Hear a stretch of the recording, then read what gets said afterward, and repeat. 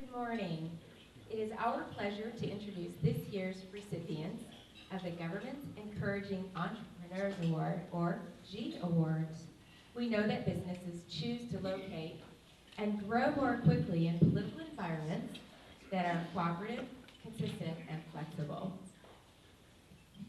The Chamber's Government Affairs Committee would like to publicly recognize individuals and governmental entities who demonstrate a commitment to excellence and process involvement in 5 areas that are important to the business community: ease of use, customer service, effective communication, building partnerships, and commitment to economic development.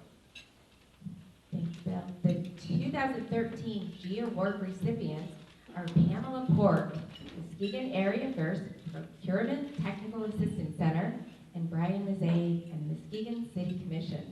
Will Pamela Port and Brian Mazade please join us at the lectern?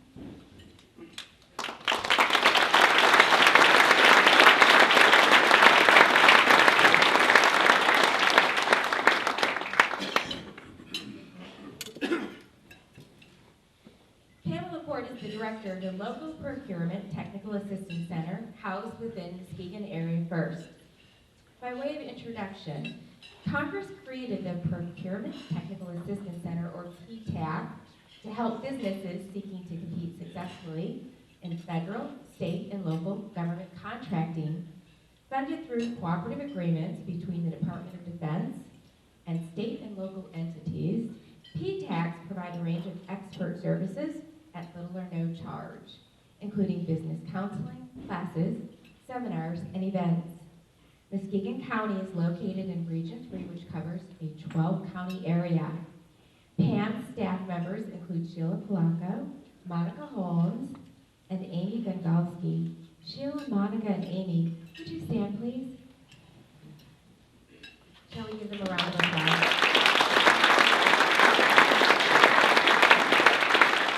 Thank you. Examples of 2 businesses who have secured government contracts with assistance from Region 3 PTAC include TQ Machining in Muskegon, who secured a contract with the Aviation Division of the Defense Logistics Agency, and Old Paths Perennial Farm in Holland, who secured a contract with the Mount Valgamerian National Park Service. Please contact Pamela or any of the PTAC staff if you are interested in learning more about the PTAC organization.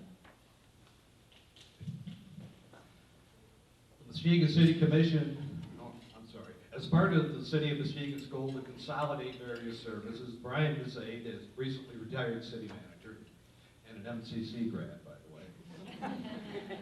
Proposed use of a third-party contractor to provide the city's inspection and permitting services through SafeBuilt, a private firm which provides services to municipalities in Michigan and other states. The Muskegon City Commission displayed a significant measure of political courage as it studied, debated, and ultimately voted to transition the city's services to SafeBuilt, Inc.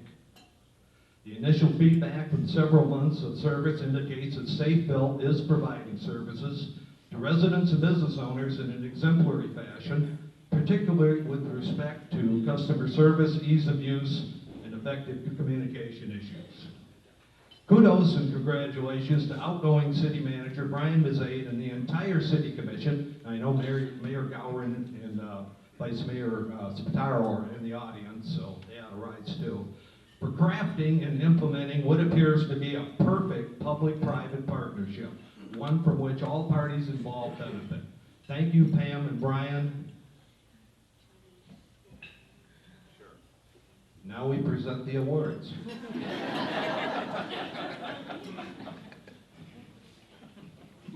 Pamela Port, we are presenting the 2013 GEE Award, presented to the Muskegon Area First Procurement Technical Assistance Center, Region 3.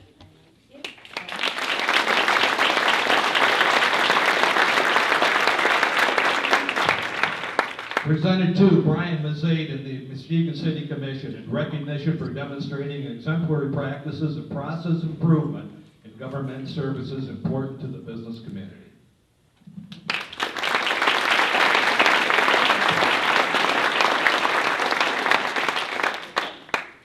Real quickly, as Bob said, my name is Steve Olson, and I'm president of Northern Machine Tool here in Muskegon. We've been here since 1946, family-owned business.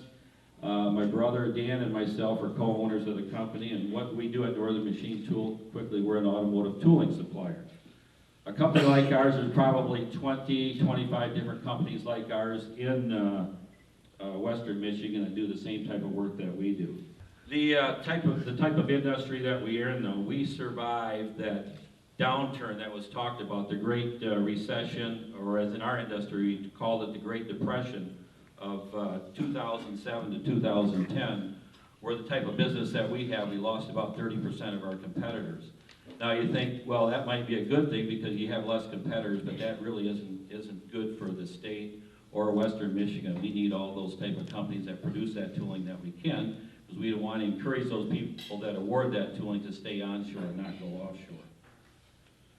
So what did we do during that period? We reinvented ourselves. Probably, as we look back, it might have been the best thing that happened to our company, because we had to look within ourselves and figure out a different way to produce what we used to produce at a lesser price.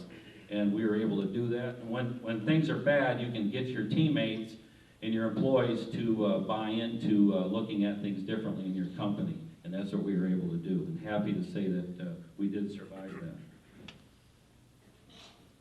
We just finished we are in Henry Street in Muskegon, right next to Benton. We just actually finished a 10,000 square foot addition, adding some new equipment in our company. And one of the, there again, we've been in this location since '51, and then when people driving by, they say, hey, when did you move to Henry Street? They say, hey, we've been there since 1951. A little bit obscure at that time, but not so much anymore. And actually, we're real proud of the building that we were able to put up. What's been helpful to our company too, and those in this room certainly understand that, we have about 95% of our employees have at least an associate's degree and others with bachelor's degrees.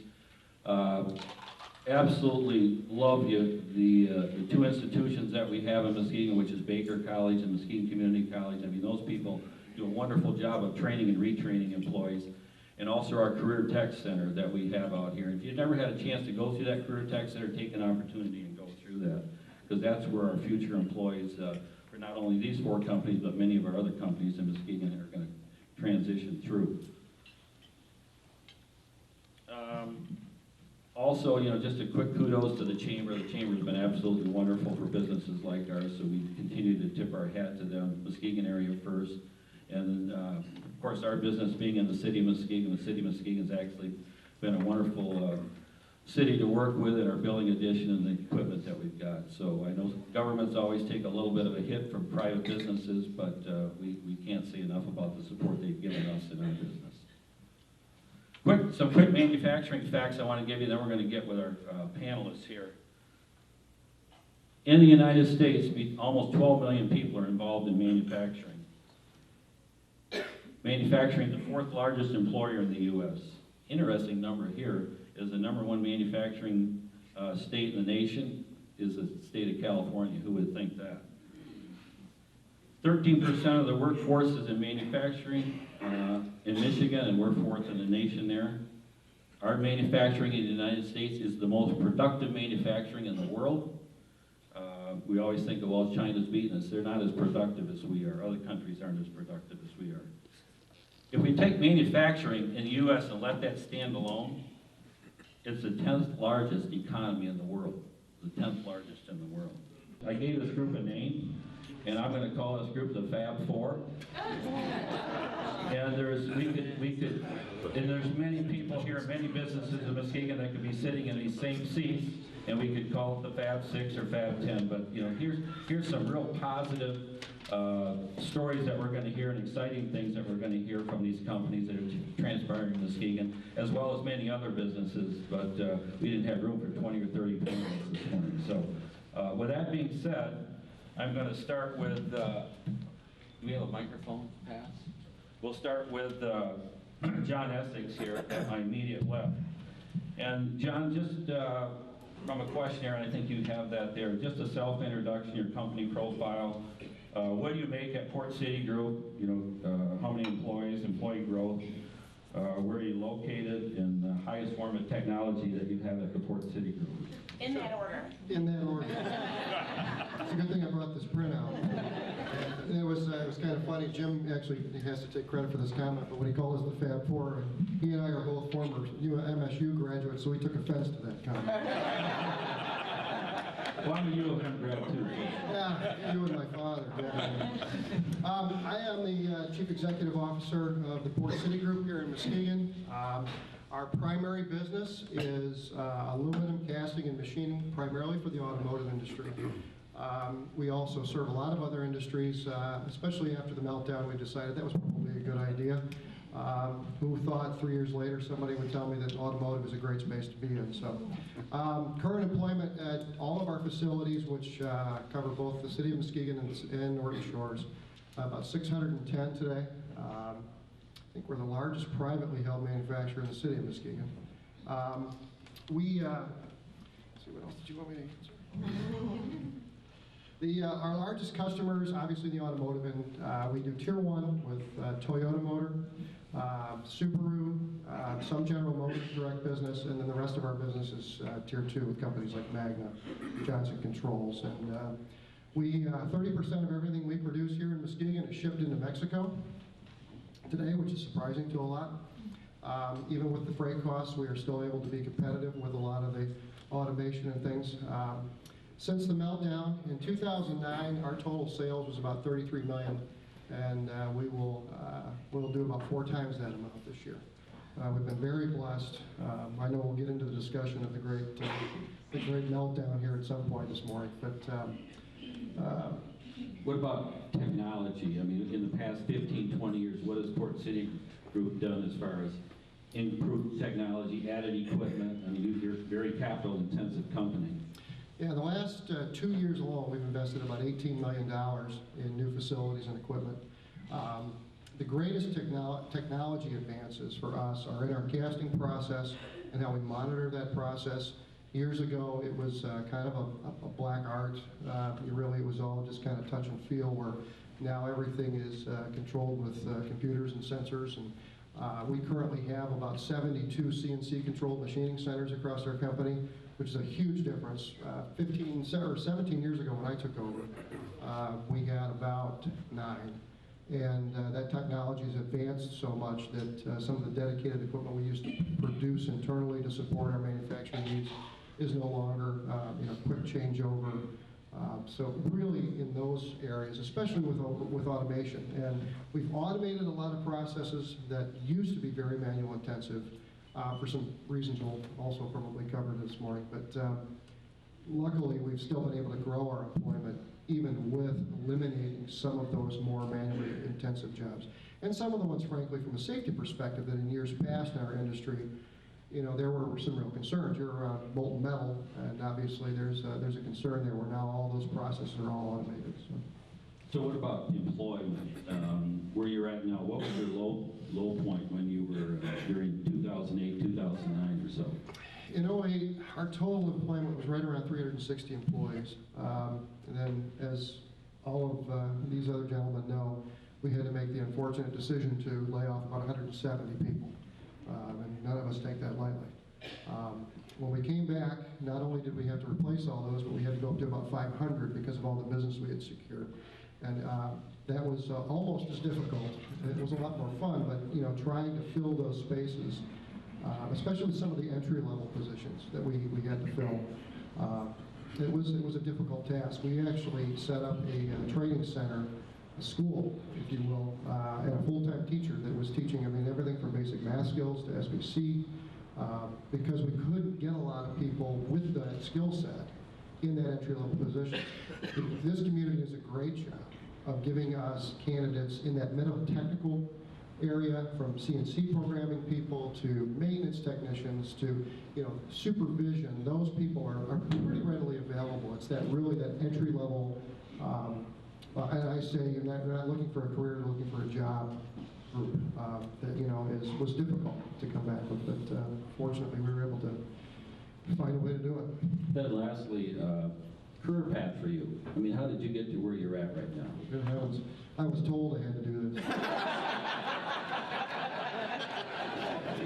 That's pretty much it.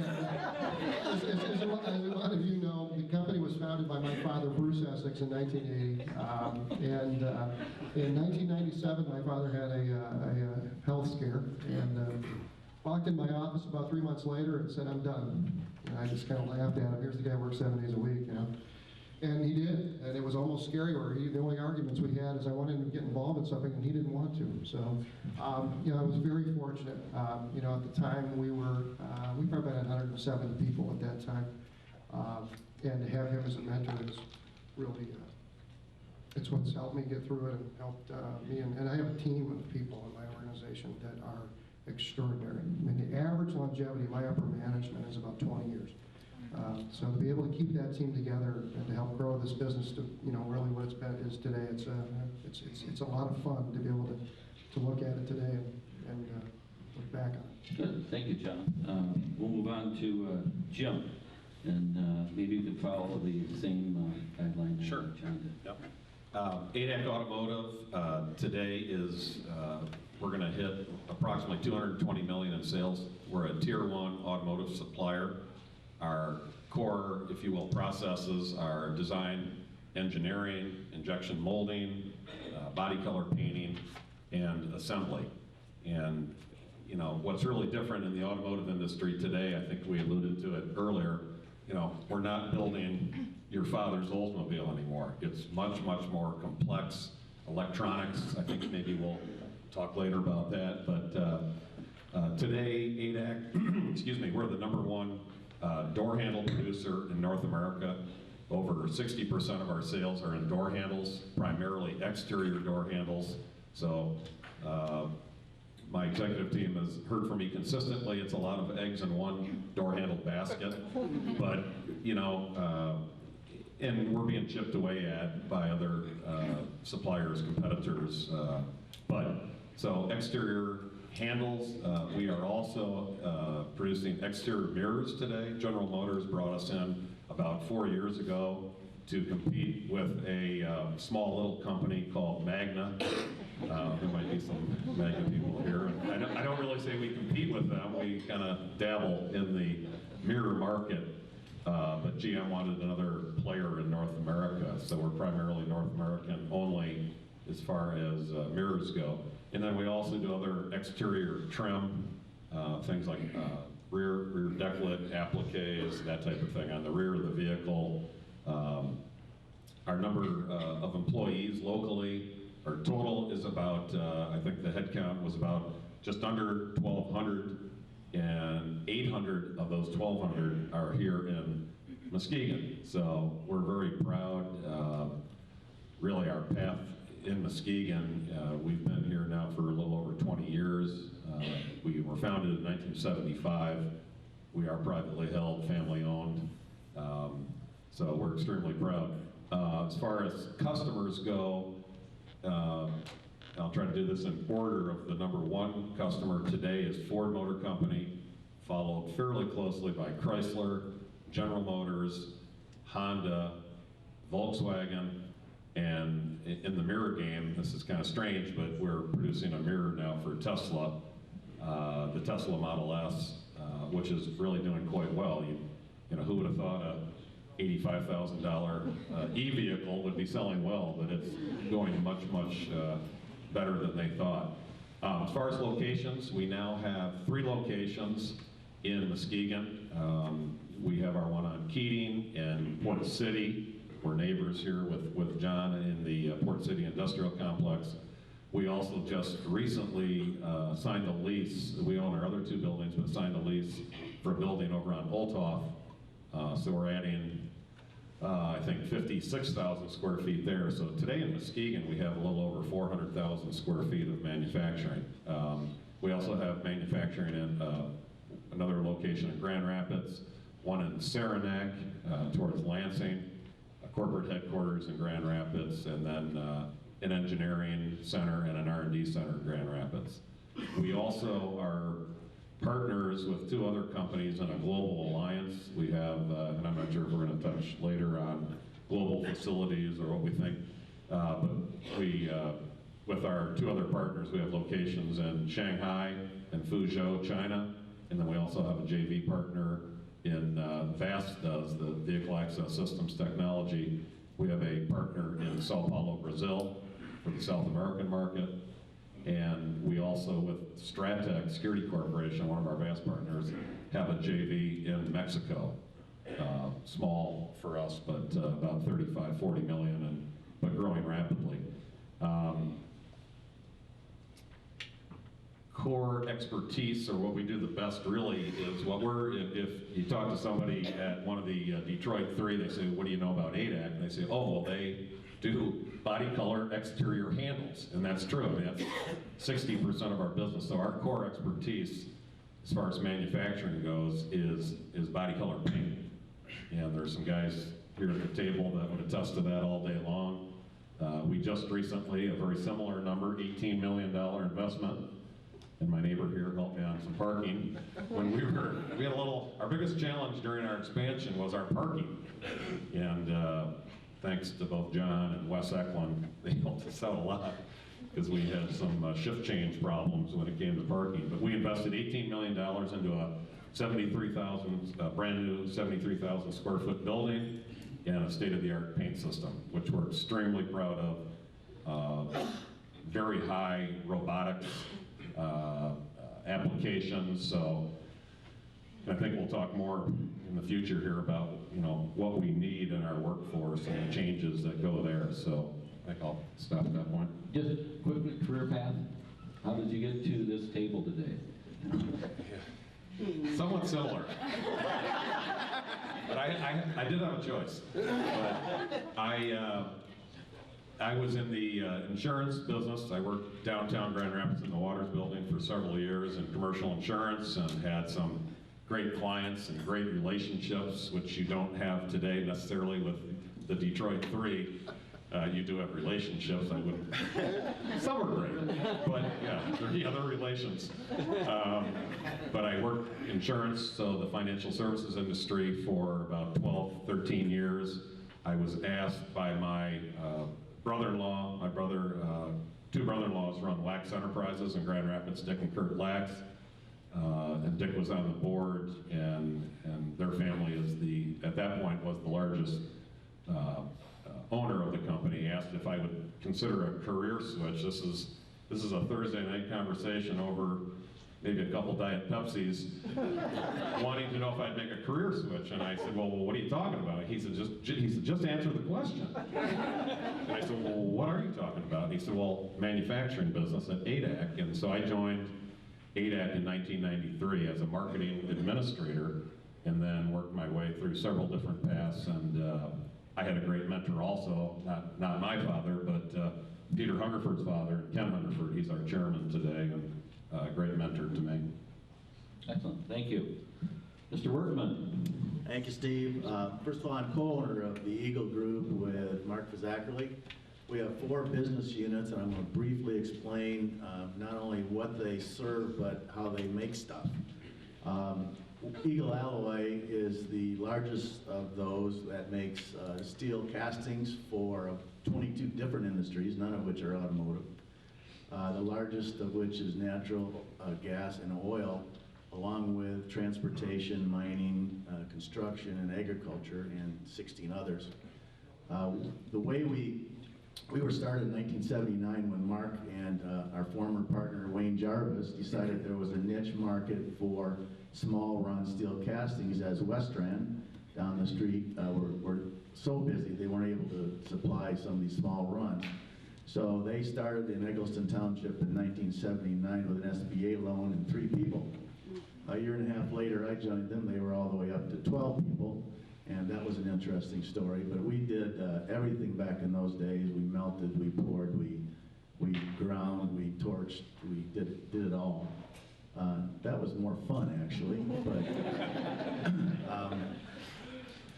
the way we make castings at Eagle Alloy is we use a shell mold. The shell mold is created with using a plastic resin coated sand grain, applying those sand grains over a hot iron pattern which melts the resin and creates 2 shells that we glue together and then pour 3,000 degree metal into them, plus or minus 50.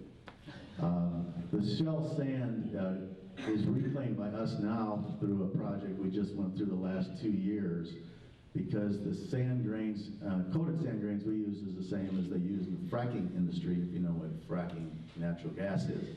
And our supplier told us that we're not going to be able to support your growth anymore because we get a lot more money from frac sand than we do from foundry sand. So we now have a reclamation and coating facility at our Eggleston Township facility.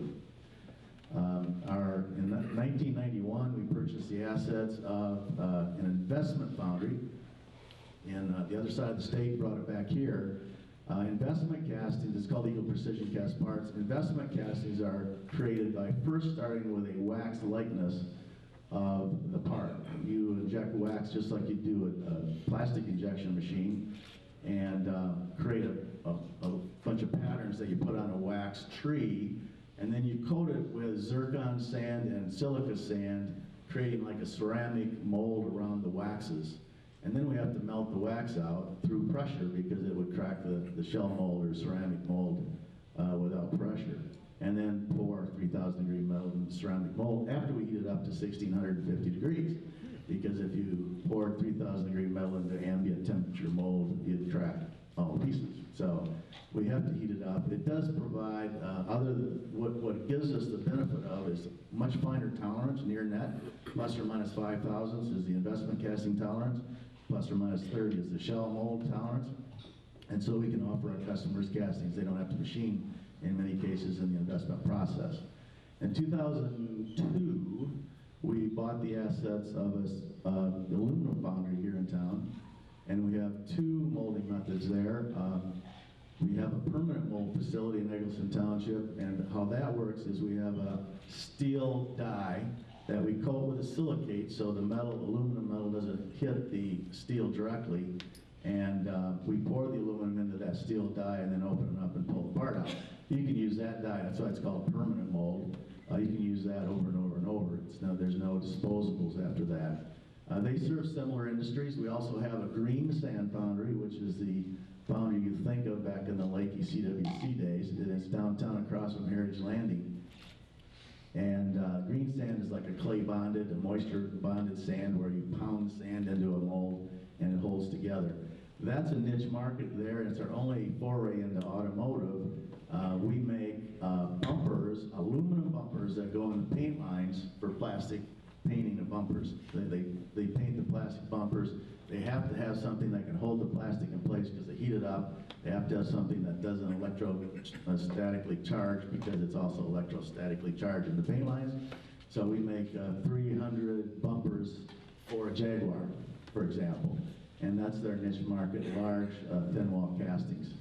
Then in 2007, we merged our small machine shop with Westech. Bill Seifert is our managing partner there. And we have a foray of high-tech CNC machining with 50 people out there. 60% of their businesses are castings, and the other 40 is a multitude of different industries, most of which we serve as well in the casting industry. We have about 500 employees right now, probably 600 in 5 years, we think. We're growing. We're hiring right now, entry level as well as a few technical positions. The technology you ask about, this isn't your grandfather's or father's foundry anymore. We use 3D solid modeling and solidification programs. The old days, see, steel shrinks as it solidifies, just as an ice cube does. And so it shrinks 1/4 inch per foot. And so when it's solidifying, we have to feed that cavity in order to get the part we're looking for. So there's a whole science and art about feeding with rigging and risers to be able to feed that. So the old days, we used to take our best guess with some science involved and make a pattern, pour it, and see what happened. Today, we can make a 3D solid model, and with technology today, we can actually pour it on the computer. We can find out if there's porosity in it, we can find out if there's misrun in it, we can find out if there's gas holes in it. And so we do all the sampling on the computer now and not on the floor, which saves a lot of time and a lot of expense. We also have x-ray equipment in the foundry, so we can take a look inside of the castings to find if there's any porosity or cavities. There never are in our castings, of course. We have 3D lasering of a part. We can take a part, put it over the 3D laser, and it will look at the 3D solid model and compare it to see if there's any dimensional discrepancies. We have real-time 3D mapping of defects of the plant. Bottom line, there's a lot of technology, although 95% of our workforce is entry-level types that we train ourselves and go on from there. How about employment during the tough times that we went through? That dropped way down for you, John? Yeah, there were times where we had 30% of our business from the previous year, and we had to right size a little bit. We all sacrificed during that. We're going to talk a little bit about more on that, but we went down to maybe 175 employees at the time. Good. Thank you, John. And of course, after this, we're going to test everybody on John's technical report to make sure you understood everything he said. This, Dave? Yeah, good morning. I'm Dave Yacobo, and I'm president of GE Aviation in Muskegon here. We manufacture high technology components for turbine hot section of both commercial and military jet engines. So it's a good place to be. It's high tech parts, but also it's the most distressed, most challenging part of the engine for the part to live in. So eventually, besides new parts, they need spare parts after they only can repair them once or twice. So we're in the aerospace business. That's what we do. We're very focused on hot section, the jet engine of the turbine. In 1995, we were doing about $30 million in sales in one plant. That's when I started. And today we're doing about $350 million in two plants. We have about 620 employees right now today. And the two plants we have, one is in the city of Muskegon in the Port City Industrial Park. The other one's in the city of Norton Shores in the Norton Shores Industrial Park. They're both about 100,000 square foot plants. And the people are pretty much evenly divided between the two cities, the two plants. In the last 10 years, we've invested about $100 million worth of plant and equipment in both plants. And we never did slow down in 2008. I was talking to Steve about this. Aerospace didn't slow down like automotive did. So from 08 till 2010, we hired about 279 new people when everybody else was cratering and trying to hold on like some of these folks were doing. That's tough. We didn't have it as tough as that. We were actually still growing and still hiring. Matter of fact, out of that $100 million, about $95 million of it was purchased in the state of Michigan, within the state of Michigan. So a lot of those machine manufacturers, we kept them going when they really weren't selling to anybody else. And then a lot of the construction we've done, the rearrangement, all been done with local contractors. And I know a lot of them didn't have other jobs to go to at that time either. So we think that we were one of the ones who were kind of keeping those companies alive and going so that now when things are picking up, they're available for others to use as they grow. Our business manufactures these high technology jet engine parts, so we use a lot of different high technology processes. We do buy casting. Some people get confused. We don't cast anything. We machine. So we buy the raw material from suppliers like Howmet up in Whitehall and some of their other plants. We also buy some coatings from Howmet Thermatech. I think that's about $50 million or something like that a year that we do with Howmet, and not just up in Whitehall, but their other plants. But we also buy raw castings from their competitors because it's a competitive world. And so we do use the other guys. And then we take those parts and we buy a lot of other raw materials that go into them, and we machine them. When they leave our plant, they can go right into a jet engine. They're finished. And in some cases, we actually do some sub-assembly. So we buy some other components to go with the parts we manufacture and then do a sub-assembly. And when they take it out of the box, they stick it right in the engine during the assembly of a new engine. So that's what we do. You know, what's made us successful, I guess one of the questions was that we have a team of highly engaged people in lean manufacturing. That's GE's term, lean manufacturing. It's the Toyota production system. We've been doing it for 13 years. We're part of GE Aviation. GE Aviation's $24 billion, that's what it be, $1 a year's revenue worldwide, global. They have 84 manufacturing and assembly plants in the world, and we've been told that they think we're one of their top plants. So I think that's pretty good, and we're their gold standard for lean manufacturing. So the reason for all of that I'm happy about that, is it keeps us extremely competitive. And that's why we get the work we get, because we're competitive, because we can take labor out and still add work, so we hire people as we take labor out. So competition and lean manufacturing is really important. All the products, of course, have to be extremely high quality. If you're at 40,000 feet, you know, you don't really want a problem in one of the engines. I can tell you that a couple weeks ago I was coming back from Germany, and we were on our way back. We leveled off at 37,000 feet. The pilot came on and said, we're not going to make it across the North Atlantic. We got a problem. It wasn't the engine. It was a hydraulic component in the tail that controlled the up and down of the aircraft, which is kind of important. He didn't really want to go across the North Atlantic with that. So at that point, he started dumping fuel out of both wings over the English Channel for about an hour, so he could get down the landing weight. He still came in about 40,000 pounds overweight, so he told us it was going to be a hard landing and then a hard break, more like landing on an aircraft carrier, and that's kind of what it was. So the good thing is we didn't end up in the North Atlantic, you know, in a raft. But I can't tell you that. I won't go into the details of the horror after that, with you know, not getting back and the long waits and so on and so forth. So the airlines and people that fly the airlines really don't like that. So besides wanting to be a safe engine, you know, we don't want to have any problems in the engine. So the quality is extremely important. And you have to have consistent on-time delivery, because everybody is taking a lot of inventory out of the cycle. So if you miss a shipment, chances are they've stopped engine assembly or overhaul of an aircraft, and they're not going to make it back on wing, and the airline can't make revenue, and you start paying penalties for that. So what's coming in the future for us is more high-tech stuff, because they're pushing the engines even further and hotter, because they want to burn less fuel. They do save a lot of money in the fleet by just 1% less fuel burn.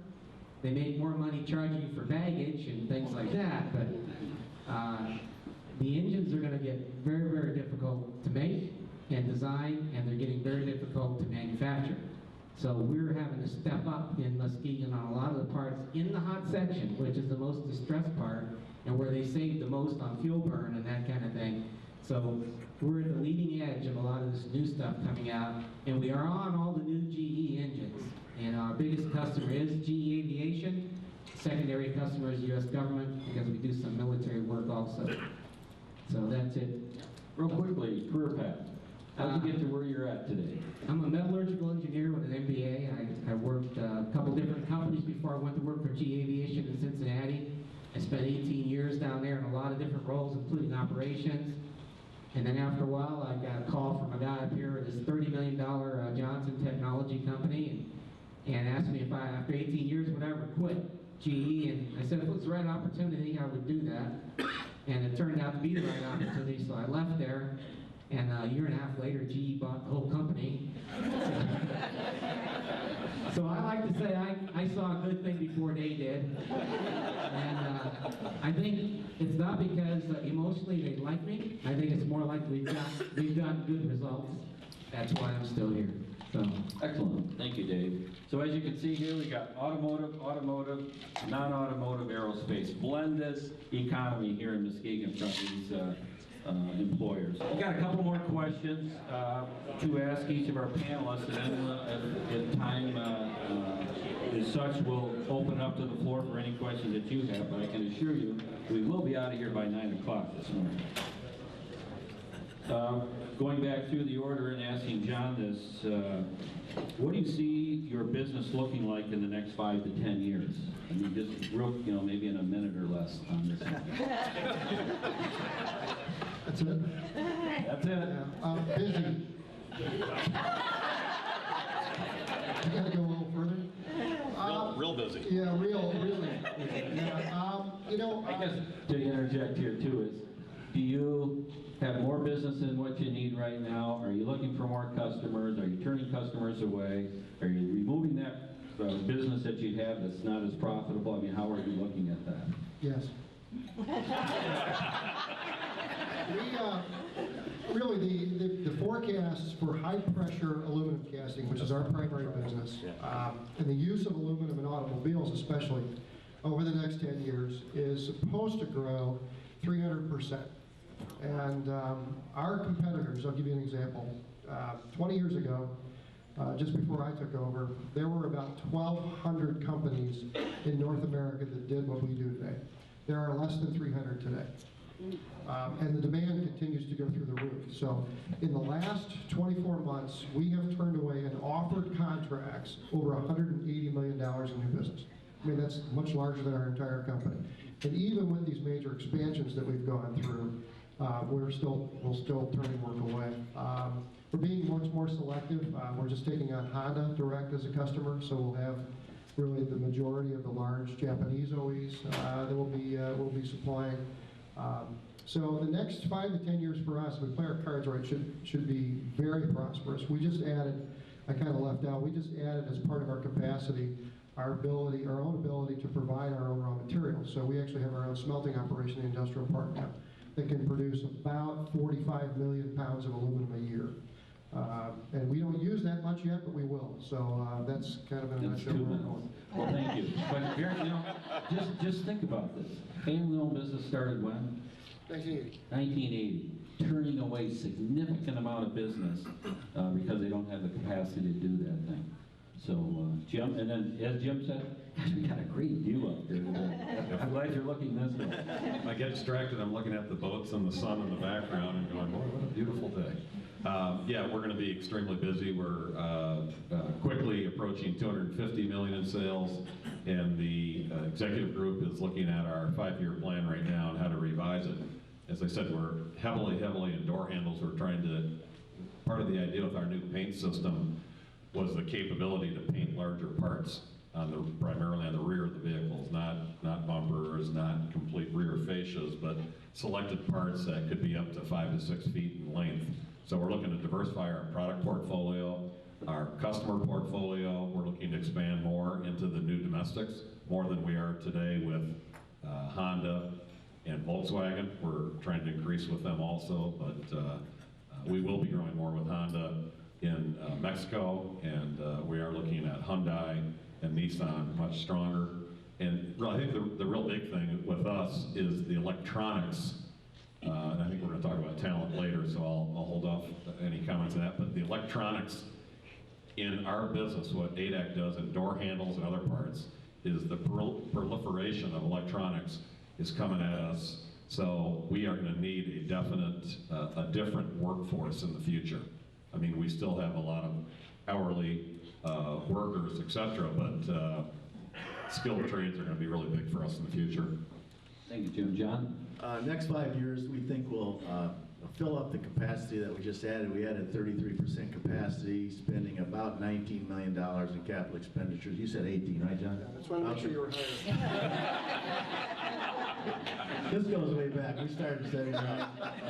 Bruce Sussex started in 1980, and we'd go out to dinner at night and lie about how many people we had.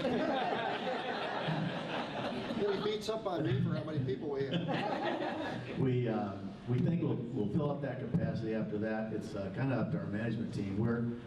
Mark's and my succession plan is we're forming an ESOP. We have formed an ESOP, which is an employee stock ownership plan. Every year we take funds out of the business to buy stock for our employees. Eagle Alloy is owned 37% by the employees today, and we hope in the next 6 years to have 100% owned by the employees. And after that, given Mark and I are getting longer of tooth, it's going to be up to them if they want to build some more capital expenditures. But we think we can fine-tune the product and fine-tune our processes at that point to make sure we have a survivable company in Muskegon. That's one of the reasons we did the ESOP. If you sell to an outsider, you don't know what's going to happen, and I've seen other things happen to foundries who were purchased by outsiders that then ultimately left the business or just closed it down. So our objective is to have Eagle Alloy in the group here 50 years from now. It all depends, I guess, on the forecasts we get from the GE Aviation and the airline industry. You know, it depends on what aircraft they're parking. Sometimes if they're not making money on those aircraft, combination aircraft and the engine, they'll park them in the desert. If they're not flying, they're not putting hours on them, they're not buying spare parts. But our forecast looks up next 5 years. Take that with a grain of salt because this year's, and next year's, it's been for the last 5 years extremely volatile. So we look at our schedules once a week. That's how volatile it is. And so if you just look at what they're projecting and the new aircraft coming online with GE's new, more fuel-efficient engines, 5 years from now, we'll probably get hired another 45 people. We'll probably fill both plants up, and that's about where we see going right now. And some of that's because we get really good productivity with lean manufacturing. So, you know, if you got 400 people, we have 620, but some of those are salaried. But if you have 400 people and you 10% productivity, that's 40 people you got to try to find more work for that you don't have to hire really new people for. So, and if you're not doing that, then you're not competitive, you're not going to keep the work. So we have a really good, with this Toyota production system, very good productivity. So that keeps us, when we grow in sales and output, we don't necessarily have to add a lot of people. Thank you, Dave. I mean, what you're hearing right now, this is why I call these guys the Fab Four. I mean, there's some really good stuff that they're sharing with us today. Another question, and we got about 8 minutes left here to share information. But asking this question, what are you looking for in future employees? And does our educational system that we have currently meet the needs of what you're looking for our future employees? That's a tough one because, you know, we have such a range of talent that we really need, from that entry level, you know, to that middle technical, which, you know, like I said previously, a lot easier to access those folks locally. Really, and I think there's a lot of generational things that are taking place right now, especially with as many people as we've had to add in the last 2 or 3 years, is you really have to create a very flexible environment. What we're finding out is that these younger generations, the 18 to 25 crowd, I think values their free time more than they do a paycheck or anything else. And so being flexible in your scheduling, providing really that training on site, you know, with that school that we've got, you know, giving that support to those people, being a little bit more invested, not taking quite maybe the hard line a manufacturer might have with, especially with the hourly folks 20 years ago. We've got to take a new look at it. You know, the community, I think the schools do a good job. You know, we've got a great tech center at college, you know, we partner with them. Those resources are fantastic, but really our biggest struggle, to be honest, is that entry-level individual. And, you know, unfortunately, a lot of those folks, not all, but a lot of them look at it, like I said, it's a job and a career, and that's the mentality that I think we need to change. As I mentioned earlier, the electronics, we're going to be looking for more double E's, electrical engineers. We're going to be looking for programming engineers, skilled tradesmen really on the floor. So we're going to be starting a tool and die apprenticeship program here in Muskegon in January, and we're pretty excited about that. But you know, I really do think we're looking in the future for much, you know, the shop floor, the manufacturing floor is so much different than it was 20 years ago. So you do need to have a base level of education. I'm part of the Talent 2025 group here in West Michigan, and we're working hard to try to push down into both the high schools and the middle school, letting them know that manufacturing, you know, is exciting. And we said earlier, oh, manufacturing is boring. It's not. But you know, I think the mindset from the parents to the children. So we need to do a better job of getting down into the high schools and the middle schools, because not everybody's going to go out and get a 4-year degree. And we have to catch the attention of the people in 8th grade and 9th grade, 10th grade, and letting them know you can make really good money in manufacturing, enjoy your career, you know, with a certificate or even with a 2-year associate's degree. You know, making $60,000, $70,000 on the shop floor with an associate's or more is pretty good. So I think we have the infrastructure here, but I think all of us need to do a better job on pushing it down into the high school and letting them know that, you know, manufacturing is fun and it is exciting. Well, I'll sound like a broken record, I guess. Engineers we find fairly easy. We use interns every summer from Colorado School of Mines, Michigan Tech, Iowa State, Western, Michigan State, Michigan, go blue, by the way. What we need from the community and the education system is a higher regard for manufacturing in this community. There's honorable jobs, there's very noble jobs, there's high-paying jobs. I had someone tell me the other day, well, there aren't any high-paying manufacturing jobs anymore. Well, there are. Our guys on the floor, they've been there for a few years, they're gonna make $50,000 a year. That's not too shabby. And most of the jobs that are available in Muskegon do not require a 4-year degree and an associate's degree either.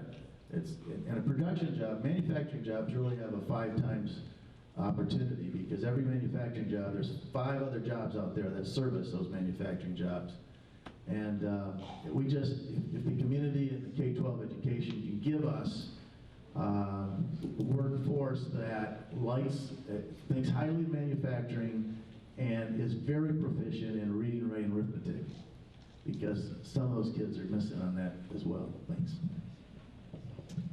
Yeah, I would just echo what everybody else has said already. We get a lot of our engineers from the local universities, Michigan Tech and Michigan State, U of M, Ferris State, Central, you know, a lot of our HR and finance people come from those other universities also. And they like to stay, they live here, they like to stay here, and so we have a lot of longevity on our staff of salaried people because they want to stay in the area and they like what they're doing. They're challenged. On the other hand, you know, we've taken people out of grocery stores, Arby's, places like that, and trained them ourselves. One of our top technicians out on the shop floor, hourly guy, a specialist, 11 years ago he was changing brakes on cars. That's all he had done. But he had the attitude that he wanted to continue to learn and learn as much as he could. So the K through 12, I mean, the thing I would say is, don't be easy on those kids. You know, load them up with homework, get them the skills they need, don't give them something for nothing, you know, and let them earn it. And then we'll take them and we'll train them. And a guy changing brakes is one of our top paid people right now because he didn't want to stop learning. So if you can institute that, I think we can do the rest. But we have to have a good base to start with, you know. May I add to that, just briefly? There was a study done by American Express what management's looking for in their employees, and they offered soft skills or hard skills, which is more important to you. 60% said soft skills, and we're not doing a great job of that, and we got to do better. Excellent, thank you. You know, to bring this a little more home, we're talking about we need technical people, technical skills to work in these industries. To bring it home to yourself, what if, and I brought this up here before, I think about 3 months ago when I spoke, Cindy remembers this, and you bring your car to the car dealer for service, and your engine's not running, this isn't going right, and the dealer says, you know what, I don't have any skilled, trained people to work on your vehicle today, or tomorrow, because I can't find those people.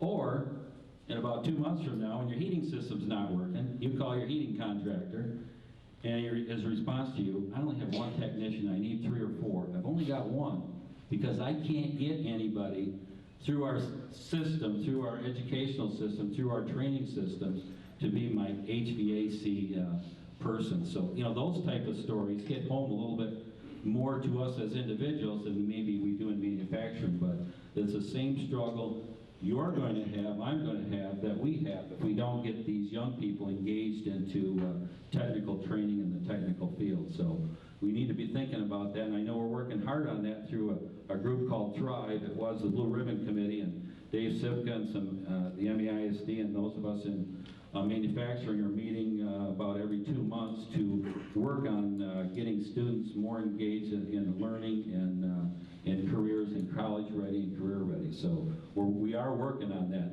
And one other thing too is business needs to take a little bit of responsibility, because if we don't engage with education, shame on us. We can't just assume that they can do everything for us.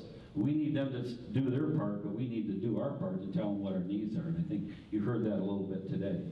So that being said, I think I'm going to cut off questions. We got a few more here, but I'd like to open up to the floor, because I'm sure, as I said, manufacturing's exciting. You've heard their stories. There might be some questions out there that might want to ask one of our panelists. So on behalf of myself and certainly our panelists, thank you so much for being here this morning.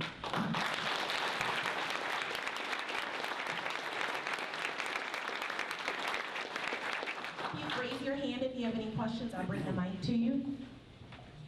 Oh, yeah. There's one here. There's one closer. I see one here. Yeah. I'll get to you in the back. Just a Yeah, moment. we're gonna act. With all the emphasis on supply chain management, reading a lot of what we offshored over the last several years is now, coming back, shorter runs, we can help manage inventories. Are you guys seeing the benefit of that in your operations? I'll answer that. Hello? Maybe. Turn it on. It's an on button, John. Thanks for the training. About 10 years ago, we did see steel castings as labor intensive in China, just kind of ate our shorts back then. And we did see a lot of offshoring going on. And what we've seen in the last maybe 4 years, 5 years, is reshoring. What's happening is they're recognizing, particularly after the 2009 recession, all of a sudden they were stuck with all this inventory, our customers, and they couldn't afford all that. And so now they're getting more supply chain oriented, recognizing also that we, the domestic foundries anyway, and manufacturers can provide better quality and better service, and the pricing is getting closer. So there's still a few that are offshoring, but most of them have come back, in my opinion. Yeah, I would agree with that. A few years ago, 10 years ago, China, as far as labor costs, et cetera, but our customers today, and probably like a lot of industries, they look at total landed costs per that continent. So North America, Asia Pacific, Europe, and several years ago, we always looked kind of at Mexico as the LCC for North America. Mexico now is really one of the best producing countries in the world. I think even, the rates have come up in both Czech Republic, they've come up in China. So Mexico and North America are much more competitive. So the whole supply chain world, and it's a hot profession, by the way, too, and I'm happy to hear that. Our daughter is a senior in supply chain management, so but it's total landed cost in automotive per continent. No, I would agree. I mean, just to quickly add, about the same thing, about 10 years ago, pressure was really felt. We had a lot of what are small tonnage machines, which means they make smaller castings, and made a conscious decision to spend the money to get rid of them and replace them with a lot larger tonnage capability and take on larger castings so that we didn't have to really compete in that world, so to speak. And now a lot of those customers like Toyota, like Subaru right now, are asking us to quote a lot of programs that are in that size range. So you're seeing a lot of that activity come back where 3 or 4 years ago, you just didn't see it. And the larger castings that we produced, it wasn't economical from a landed cost perspective for them to source those in China. But now you're seeing really the whole spectrum of what we produce is really being looked hard to be sourced in North America. One. Good morning. Leah Markowski, and among other things, I'm a participant in the Muskegon Area Sustainability Coalition. So hopefully all of you are well acquainted with the word sustainability. Manufacturing in the past has had a really bad history of waste management. And I'm curious if any of you have an example of what you're doing to promote good stewardship with your waste management and possibly reducing your costs in the process. I'd love to answer that. You see, foundries are recycologists.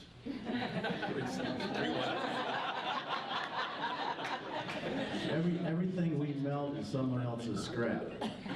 And that's the start of it. But a couple of things we've done at Eagle, you may have heard that my partner Mark saw the flame going off at the landfill and said, boy, I bet we could use that and save all that carbon dioxide and monoxide going into the environment. So all of the landfill gases are now coming down Evanston Avenue to Eagle Alloway, and we burn those landfill gases in our heat treat furnace and sell what we can to Sun across the street. We also, years ago, we used 1.7 pounds of sand for every 1 pound of casting. And so we formed a coalition called Resource Recovery that took that sand that was then going into the landfills and found alternate uses for it. A lot of it's going into asphalt today, and none of it's going into the landfill. And then we formed our own reclamation process for our shell sand.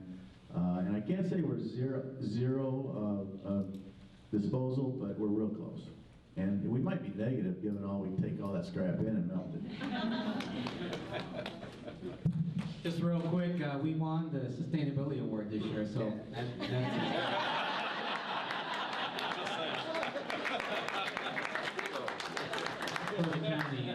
but we're at zero discharge in our sewers. We don't have air permits. Environmentally, we're a very friendly corporation to have next door. So that's it for us. Yeah, ADAC, all of our ADAC facilities are designated Clean Corporate Citizen, C3 in the state of Michigan. We've had that for, 8 or 10 years now, so we're proud of that, and we abate not quite 100% of our VOCs, but very, very close. And our facilities in the past have established what's called lowest achievable emission rate, or LAIR, at our facility. So we do paint, but we're hopefully a good corporate citizen. We don't do anything. As Jim will attest to, we're a direct supplier, especially to companies like Toyota. Their expectation is that your facilities are all registered to a standard that's called ISO 14000, which is an environmental standard, which means every bit of wastewater that we produce is hauled off. We do not send anything down the drain. From an emissions perspective, when you hear smelting plant, you kind of tighten up and go, oh my gosh, that doesn't sound like a good operation. We've just recently put in over $1 million investment in our bag house facility, which is the environmental control system for that operation. So you may have a lot of smoke coming off the furnaces when you're melting scrap. If you walk outside of that facility, you will never see a puff of smoke come out of there. We've taken our responsibility very seriously, and our customers audit us to that standard. So not only do our quality systems get audited to what's called TS 16949, but they also audit us for 14,000 compliance in the ISO standard. So it's a pretty rough one to achieve, but I know Jim has to probably go through the same thing. I think that's it for our panel. Let's give them one more warm round. Who would have guessed that these guys would be so funny this morning? I mean, look at them, jeez. All right, I want to once again thank our event sponsors, Good Temps, Macatawa Bank, and Waddell and Reed, our students and student table sponsor, West Michigan Law. And please stop on your way out and look at the displayers out in the hallway. And now, just a few minutes, we're going to hear from Pat Ackerberg with some announcements about upcoming events. I'm only going to give you 4 dates. The first one is a business after hours on November 7th at Fracano Place, where we will recognize agents of change. Probably most of you have attended a member orientation, but if you have not, it's a great way to find out how to maximize your membership on November 20th. Our annual holiday kickoff party, very special location again this year. We're going to hold it at the Russell Block Market, right next door to the Chamber. It will be their first major event at the Russell Block Market. We're very excited, and that is on December 5th. And last but not least, we do have one more briefing, a business briefing on December 10th. And this is going to be a great one. It's going to help you get a grip on your life. It's called Get a Grip with Mitzi Taylor.